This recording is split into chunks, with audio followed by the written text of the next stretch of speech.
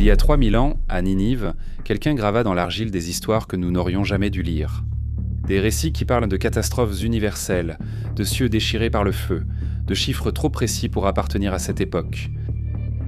Ces tablettes, rescapées du temps et de l'incendie de la ville, sont aujourd'hui au British Museum. De petits fragments d'argile apparemment fragiles, qui pourtant cachent des énigmes plus solides que la pierre. Dans ces inscriptions, nous trouvons un déluge qui précède la Bible, des calculs astronomiques qui anticipent les mathématiques modernes et même, selon certains chercheurs, la description d'un astéroïde tombé sur les Alpes. Qu'ont-ils vraiment gravé, les scribes de Ninive, et qui leur a donné cette incroyable connaissance ? Et peut-être la dernière mémoire d'une civilisation disparue ? Aujourd'hui, nous allons partir à la découverte de ces incroyables artefacts et de ce peuple très ancien. Mais avant de commencer, comme toujours, nous vous invitons à vous abonner à la chaîne pour soutenir notre travail et ne pas manquer les prochaines vidéos. Au 7e siècle avait-ce JTC, dans l'actuel Irak, il y avait l'une des villes les plus puissantes du monde, Ninive.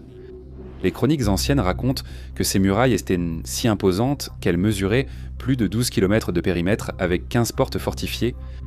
Au centre de la ville se trouvait le palais royal d'Assurbanipal, dernier grand souverain assyrien qui n'était pas seulement un roi guerrier. C'était un homme cultivé, passionné de savoir, il savait lire et écrire en plusieurs langues. Chose rare pour un souverain de l'époque, et il avait une ambition qui le distinguait de tous ses prédécesseurs, rassembler en un seul lieu tout le savoir du monde connu. Il envoya scribes, messagers et ambassadeurs dans tout le Proche-Orient avec l'ordre de copier et rapporter à Ninive chaque texte, manuel et récit disponible. C'est ainsi que naquit la bibliothèque d'Assurbanipal, le plus grand archive de l'Antiquité, avec plus de 30 000 tablettes cunéiformes, une immense encyclopédie du monde mésopotamien. Mais le destin de Ninive changea brusquement en 612 avant Jésus-Christ. Une coalition de Mèdes et de Babyloniens mit la ville en état de siège. Les murs s'effondrèrent, le palais royal fut pillé et Ninive fut livrée aux flammes. Les Assyriens disparurent de l'histoire et, avec eux, la mémoire de leur savoir. Et pourtant, c'est précisément ce feu qui détruisit la ville qui sauva la bibliothèque. La chaleur transforma involontairement les tablettes d'argile crue en céramique résistante. Les ennemis de Ninive ont préservé pendant des millénaires le savoir de l'Empire. Pendant des siècles, les ruines furent oubliées et recouvertes de sable, jusqu'à ce qu'au XIXe siècle, un homme décide de les mettre au jour. Il s'appelait Austin Henry Layard, un jeune explorateur et diplomate britannique. En 1845, il commença à fouiller à Kuyunjik, près de l'actuel Mossoul. Avec lui se trouvait Hormuzd Rassam, un Assyrien chrétien qui connaissait bien la langue et les traditions locales. Tous deux commencèrent à enlever des mètres de terre et de décombres. Au début, ils trouvèrent des statues colossales, les célèbres figures ailées des palais assyriens, mais bientôt apparurent des objets plus petits, plus fragiles mais infiniment plus importants, des fragments de tablettes cunéiformes. Layard comprit immédiatement qu'il tenait quelque chose d'unique. Ce n'était pas que de l'archéologie, mais la voix écrite d'un peuple connu seulement par la Bible et les historiens grecs jusqu'alors. Lorsque les premières caisses de tablettes arrivèrent à Londres, les érudits victoriens se retrouvèrent face à une énigme. L'écriture cunéiforme venait tout juste d'être déchiffrée. Il fallait du temps, de la patience et connaître les langues anciennes pour donner une voix à ces signes. Parmi les jeunes assyriologues qui se consacrèrent à cette tâche, il y en avait un en particulier, George Smith. Smith n'était pas universitaire de carrière, issu d'une famille modeste et travaillait comme graveur de billets de banque. Sa passion cependant, c'était la Mésopotamie. Il passait des heures au British Museum à étudier les fragments rapportés par Layard et Rassam. En 1872, alors qu'il déchiffrait l'une des tablettes provenant de la bibliothèque d'Assurbanipal, il se rendit compte de quelque chose d'incroyable. Le texte parlait d'un homme, Utnapishtim, qui recevait un avertissement des dieux. Un déluge universel allait détruire l'humanité, Utnapishtim. Il devait construire une grande embarcation, emmener avec lui sa famille et les animaux, et attendre la fin de la tempête. Après des jours de pluie et des eaux sans fin, le bateau accostait sur une montagne pour savoir si la terre avait refait surface. Utnapishtim relâchait d'abord une colombe, puis un corbeau. George Smith est bouleversé. Ces lignes étaient pratiquement identiques au récit biblique de Noé, mais il y avait une différence fondamentale. Cette tablette était bien plus ancienne que la Bible. À l'annonce, l'Angleterre victorienne resta sans voix. La Bible n'était plus le récit le plus ancien du déluge. Une version antérieure, gravée sur l'argile de Ninive, existait des siècles avant que Moïse n'écrive la Genèse. Le récit faisait partie de la célèbre épopée de Gilgamesh, le poème épique mésopotamien qui raconte les aventures du roi d'Uruk. Dans la 11e tablette, Gilgamesh cherche le secret de l'immortalité. Et il rencontre justement Utnapishtim, le survivant du déluge, qui lui raconte son histoire. Le parallèle avec la Genèse était impressionnant. La construction d'un grand navire, le sauvetage des hommes et animaux, la montagne où l'embarcation accoste et les oiseaux relâchés pour trouver la terre. Il était difficile de croire que ce n'était qu'une coïncidence. La découverte de Smith a ouvert un débat féroce. La Bible avait-elle copié les Babyloniens, ou bien les deux traditions avaient-elles hérité d'un récit encore plus ancien, un souvenir commun d'une véritable catastrophe? Mais si cette tablette avait bouleversé les historiens du XIXe siècle, il y en avait une autre cachée parmi des milliers de fragments, destinés à soulever des questions encore plus troublantes. Un artefact qui, à première vue, semblait insignifiant. Un disque d'argile gravé de signes cunéiformes représentant une carte du ciel étoilé. Pendant des décennies, on n'y vit qu'un planisphère, preuve de l'habileté mésopotamienne à enregistrer et prévoir les mouvements des astres. Mais en 2008, deux ingénieurs britanniques, Alan Bond et Mark Amsel, décidèrent de l'analyser avec des outils modernes. Cependant, leur approche fut technique, non philologique. Ils traitèrent la tablette comme un document d'observation astronomique. Tout d'abord, Bond et Amsel transcrivirent avec précision les signes cunéiformes indiquant les positions stellaires, puis, à l'aide de logiciels de simulation céleste, ils reconstituèrent le ciel au-dessus de la Mésopotamie. À diverses époques, le résultat les stupéfia. Les étoiles ne correspondaient pas au ciel de 650 avant Jésus-Christ, comme l'affirmait la lecture officielle, mais à celui du 29 juin 3123 avant Jésus-Christ, soit près de 2500 ans avant la supposée réalisation de la tablette. À ce point, deux questions inévitables se posaient. La première, pourquoi représenter un ciel aussi lointain dans le temps? La seconde question était, comment pouvait-on calculer avec autant de précision une date si lointaine? La réponse à la première question, selon les deux chercheurs, est simple. Ce ciel n'était pas le fruit du hasard, c'était le souvenir d'une date importante, d'un événement qui devait être commémoré. Et en observant de plus près la tablette, il remarqua qu'à côté des constellations gravées, il y avait une trace anormale, une ligne oblique, différente de toutes les autres, qui ne correspondait à aucun astre connu. Ce n'était pas une erreur, mais le témoignage d'un phénomène réel, pour Bond et Amsel. Ce signe évoquait un grand corps céleste ayant traversé le ciel mésopotamien et laissé une traînée lumineuse mémorable. En d'autres termes, un astéroïde. À ce stade, les deux chercheurs ont tenté de calculer sa trajectoire en utilisant les étoiles de référence. La direction n'était pas orientée vers la Mésopotamie. L'objet avait continué vers le nord-ouest en projetant cette ligne sur la carte terrestre. La conclusion était surprenante. L'astéroïde s'était dirigé vers l'Europe. Et si vraiment cette tablette représentait l'entrée d'un astéroïde dans l'atmosphère, alors il devait y avoir une trace sur Terre, une cicatrice laissée dans le paysage.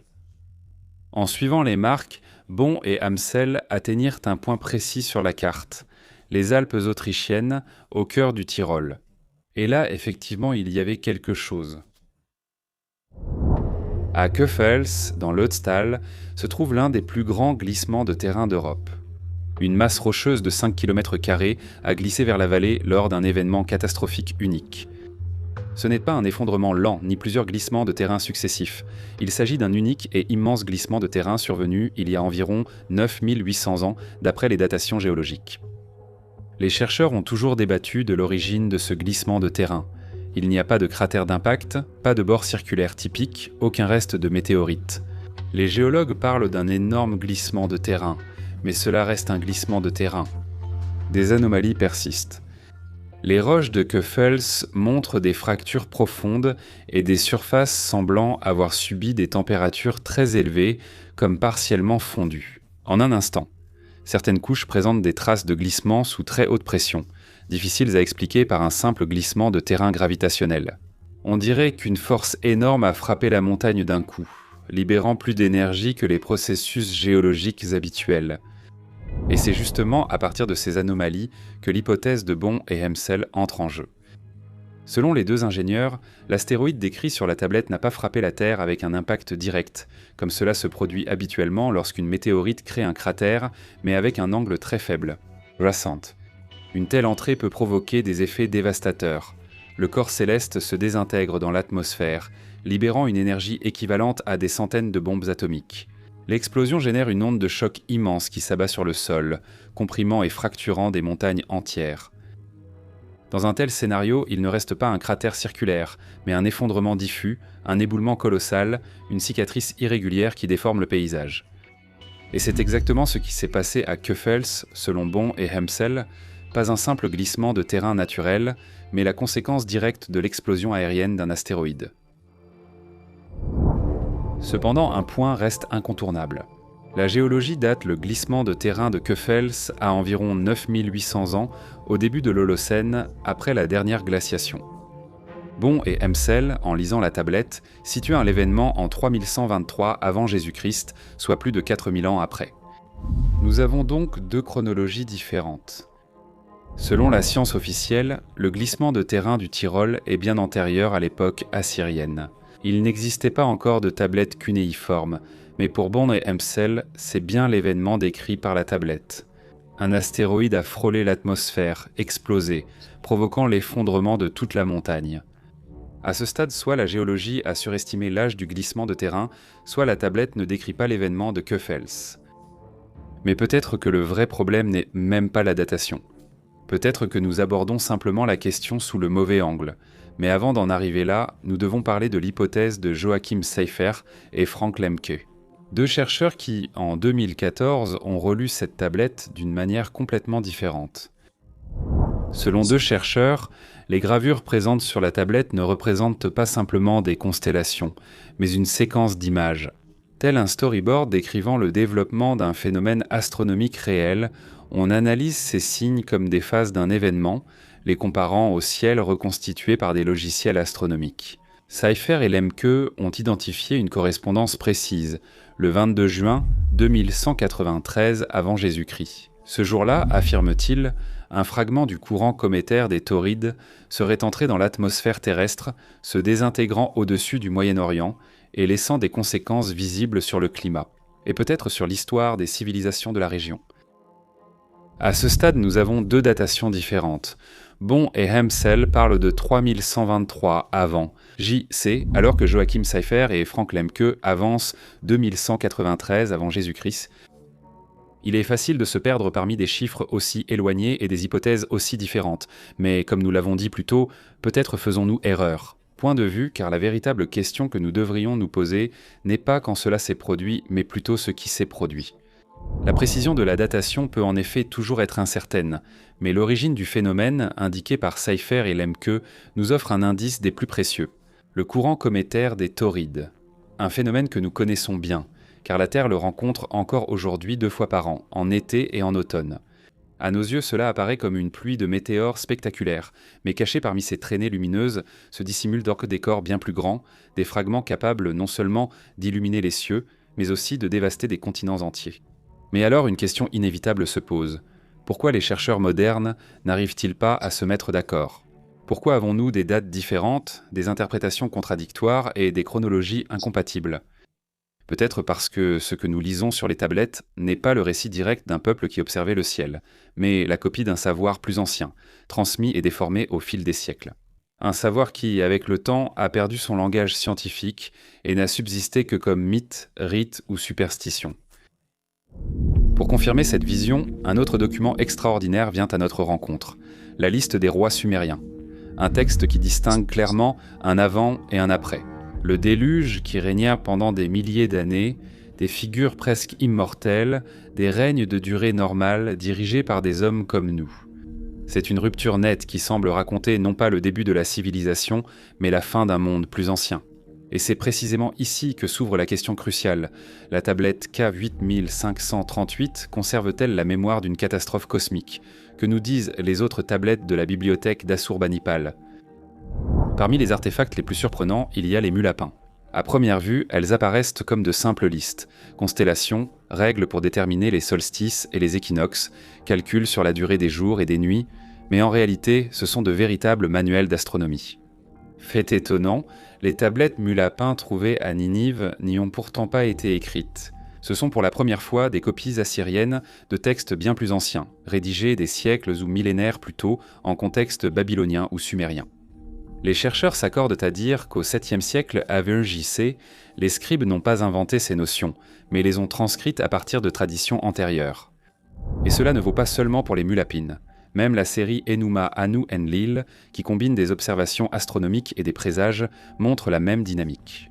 Compiler ces textes a nécessité des siècles d'observations transmises et recopiées par des générations de scribes.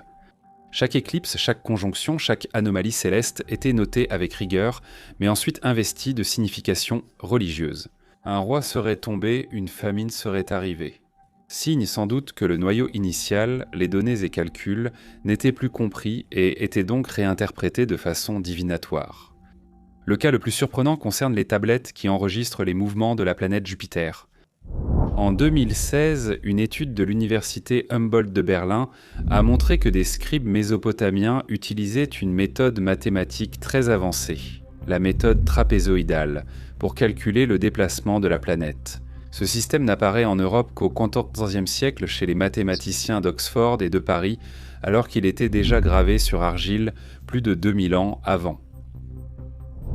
Ces textes ne semblent pas être le point de départ d'une civilisation qui fait ses premiers pas dans la science.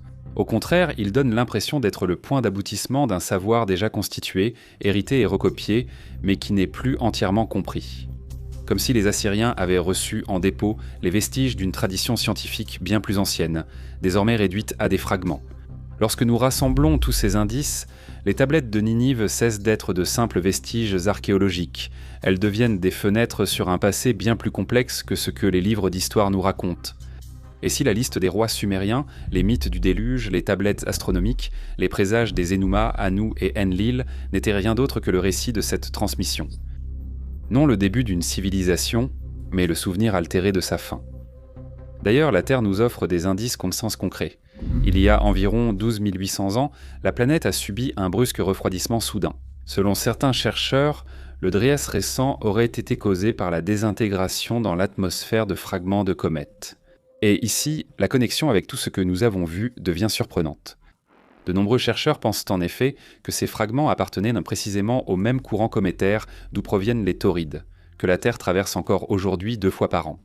Si tel était vraiment le cas, cela signifierait que l'une des plus grandes catastrophes de la préhistoire s'est produite lors du passage de la Terre à travers cette traînée cosmique. Il n'est donc pas étonnant que l'humanité célèbre la mort à cette époque depuis des millénaires. Du Dia de los Muertos au Mexique, au Samhain des Celtes, jusqu'à la commémoration des défunts dans le calendrier chrétien. Pas de simple fête religieuse, mais peut-être le souvenir rituel d'un événement réel. Le ciel a brûlé et la terre a changé à jamais. Il est donc légitime de se demander si les Sumériens ou les Assyriens avaient inventé ces connaissances ou s'ils n'en avaient gardé que des vestiges transformés en mythes et rites divinatoires. Voir tout cela de cette manière est révolutionnaire, parce que ce que l'historiographie officielle nous présente comme l'aube de la civilisation humaine pourrait en réalité en être le crépuscule. Ce n'est pas le début de la culture, mais la fin d'un monde ancien. Effacé par des catastrophes cosmiques et conservé seulement en fragments, c'est sur ces cendres que notre histoire est née, ignorante de ce qui l'avait précédée. Nous savons bien que c'est une vision difficile à accepter, car elle renverse tout ce que nous pensions savoir sur notre passé. Et pourtant, les indices que nous avons suivis, des tablettes de Ninive aux légendes du déluge, des glissements de terrain mystérieux aux énigmes astronomiques, jusqu'aux nombreuses anomalies archéologiques disséminées à travers le monde, semblent tous converger dans la même direction. Ces petits fragments d'argile ayant survécu au temps et au feu ne sont pas seulement des vestiges, ce sont des pièces d'une mosaïque mondiale qui attend encore d'être reconstituée. Peut-être que les tablettes ne racontent pas l'aube de la connaissance, mais le souvenir d'un savoir brisé. Nous ne sommes peut-être pas les premiers à craindre le retour des comètes en observant le ciel. Nous sommes seulement les derniers à le faire, en prétendant que notre civilisation était la première. Arrivés à ce point, nous sommes vraiment curieux de connaître votre avis. Écrivez dans les commentaires ce que vous en pensez. Et si la vidéo vous a plu et que vous souhaitez soutenir notre travail, n'oubliez pas de vous abonner à la chaîne. Mettez un j'aime et partagez, chaque interaction de votre part compte. Cela nous aide concrètement à grandir. À la prochaine histoire, merci à tous.